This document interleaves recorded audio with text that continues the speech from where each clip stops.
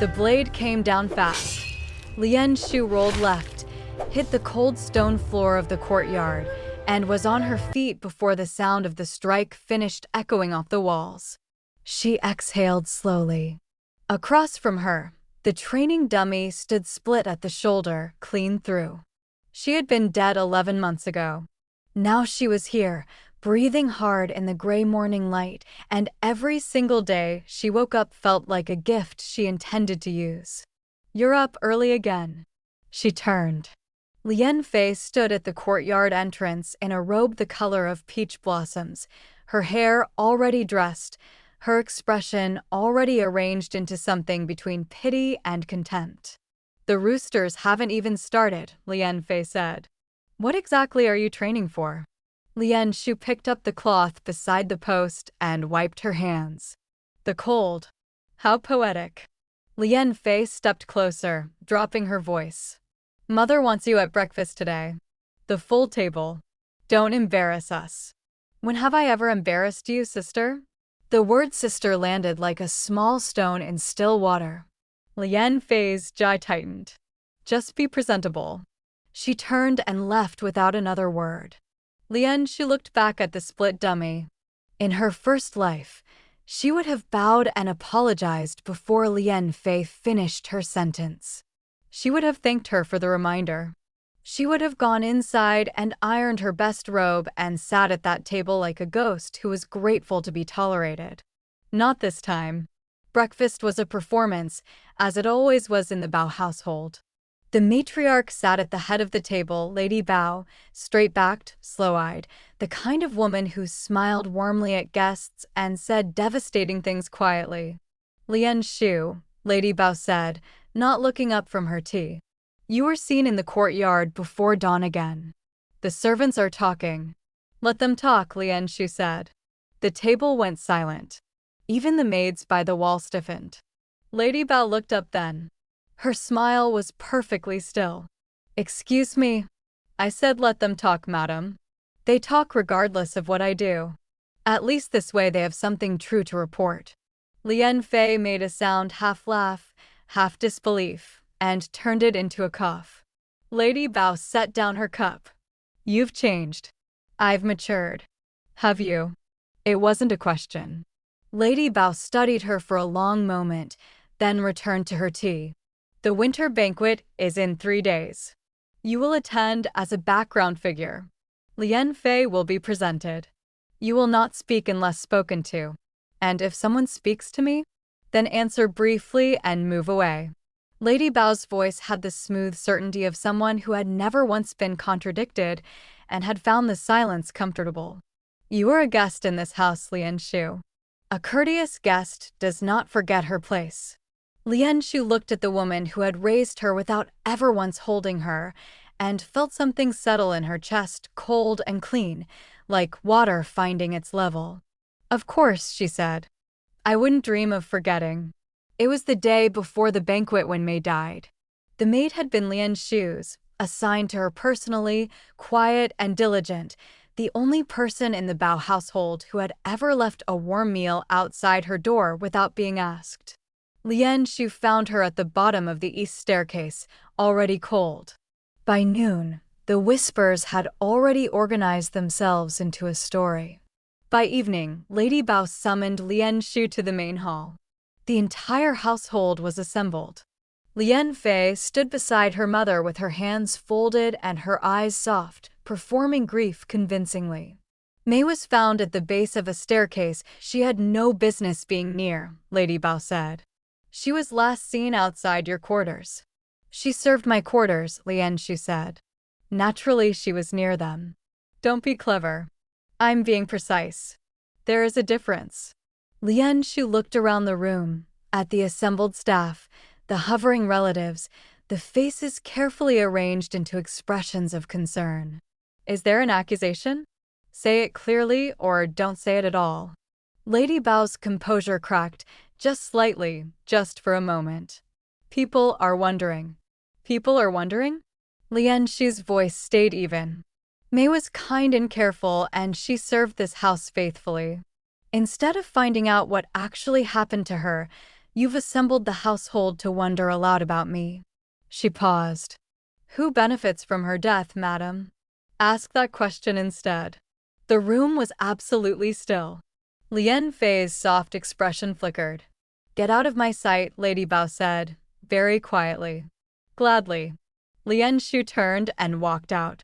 She made it to the garden before her hands started shaking, not from fear, but from fury. May had known something. That was the only explanation. Someone in that house had silenced her before she could speak, and then pointed the finger at the one person they had always used as a target. She was still standing there, steadying herself, when she heard the gate open. A guard stepped through, imperial livery, formal posture, a sealed letter held out in both hands. "For Miss Lian Shu," he said. "By direct order of Prince Rua." She took the letter, broke the seal. "Read it once, then again. *4 guards will be stationed at your gate tonight. Consider them a courtesy. The winter banquet will see you properly attended. Come with confidence. *.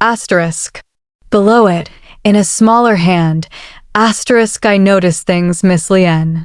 I have been noticing for some time. *. She folded the letter.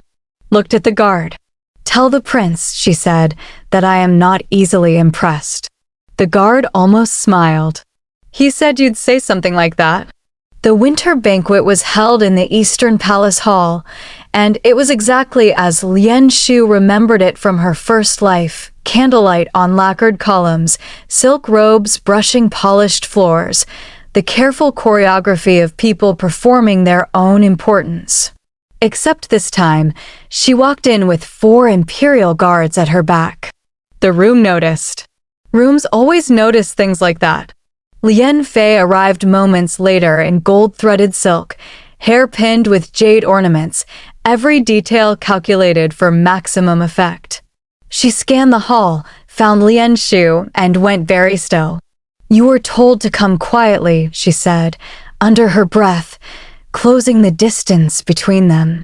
"I came exactly as I was invited," Lian Shu said pleasantly.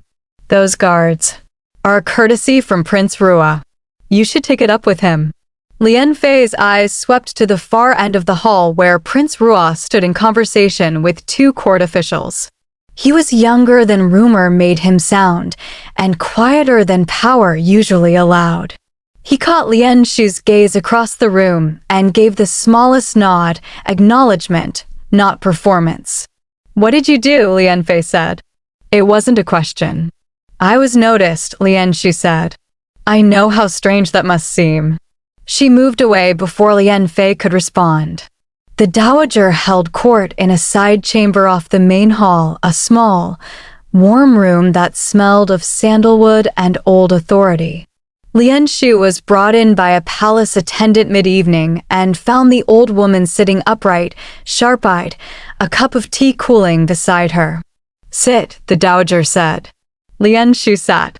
The dowager studied her the way experienced people studied things they hadn't decided about yet, thoroughly, without apology. "You caused a scene in the Bao household yesterday," the dowager said. "I asked a precise question. You embarrassed Lady Bao in front of her entire staff." Lady Bao embarrassed herself. "I simply declined to absorb it." The dowager's mouth curved, not quite a smile, but the beginning of one. "Prince Rua says you are unusually composed." "Prince Rua is generous. He is accurate." The dowager reached beside her and lifted a small lacquered box. She opened it and placed a ruby hair ornament on the table between them, deep red, imperial craft, the kind of gift that meant something public and irreversible. "Wear this tonight. Let them see it." Lian Shu looked at it. "You don't know me, dowager. I know what I see. And I see someone who has survived something." The old woman's eyes were steady. "That is rarer than rubies." Lian Shu picked up the ornament. Her hands were still. "Thank you," she said quietly. When she emerged back into the main hall wearing the ruby pin, the shift in the room was immediate and physical, like a temperature drop. Lady Bao saw it from across the hall and turned away. Lian Fei saw it, and did not look away. She stared, jaw tight, the gold ornaments in her own hair suddenly meaning less than they had 5 minutes ago. Prince Rua appeared at Lian Shu's side without ceremony. "The Dowager likes you," he said. "She likes what she thinks she sees." "And what does she see?" Lian Shu considered. "Someone who has been broken and didn't stay that way." Prince Rua was quiet for a moment. "Is she wrong?" "No," Lian Shu said. "She is not wrong." It was late when she found it. The banquet was thinning, guests drifting toward exits and palanquins, and Lian Shu was moving through a quieter corridor toward the east wing when her sleeve snagged on the corner of a display case. She stopped to free it, and her eyes dropped to what was inside. A gold bracelet. Small, delicate, inlaid with colored glass jade in a pattern she didn't recognize, and yet something in her chest pulled toward it like a compass finding north. She leaned closer. Engraved along the inner band, in script so fine it was almost invisible, Shao. The air left her lungs. She had dreamed that name. She had dreamed it in her first life, in the dark weeks before her death, when fever and exhaustion had blurred the line between memory and imagination. She had always dismissed it as nothing. That case has been here for 20 years. She turned. An elderly woman stood in the corridor, small, plainly dressed, Lord Heng's household pin at her collar. A servant. But her eyes, fixed on the bracelet, were full of something enormous. 20 years, the woman repeated softly. "We brought it here when the search ended. When the family finally accepted she was gone." Lian Shu's voice came out steadier than she felt. "Who is she?" The woman looked at her then, really looked, the way people look when something long buried surfaces suddenly and without warning. Her eyes moved from Lian Shu's face to her hands to the line of her jaw, and then the woman's breath caught audibly. "Where did you come from?" she whispered. "The Bao household." "Before that." The woman stepped forward, trembling slightly. "Who were you before that?" "I don't know," Lian Shu said. And for the first time in 2 lifetimes, it was the complete and honest truth. The woman reached into her robe and produced a small folded cloth. She opened it. Inside was an identical bracelet, twin to the one in the case, worn smooth with age and handling. She pressed it into Lian Shu's hands without speaking. Lian Shu looked down at it. Her throat tightened. "Lord Heng's family," she said slowly. "Who did they lose?" "A daughter," the woman said, tears moving silently down her face. "On the road between the capital and the eastern province. 20 years ago. She was 3 years old." She paused. Her name was Shao. The corridor was silent except for the distant sound of the banquet, laughter and silk, and the clink of cups, all of it suddenly very far away. Lian Shu closed her fingers around the bracelet. She did not weep. She did not collapse. She simply stood in that quiet corridor and let 20 years of wrong history settle and rearrange itself around a single, solid truth. She had never been a Bao. She had never been unwanted. She had simply been lost. And now, at last, in this life, the one she had fought tooth and bone to deserve, she had been found. She looked up at the elderly woman, who was watching her with the particular tenderness of someone who has waited a very long time to deliver good news. "Take me to Lord Heng," Lian Shu said. Not a plea, not a question. A beginning. Asterisk, that's the end of the Jade Bracelet.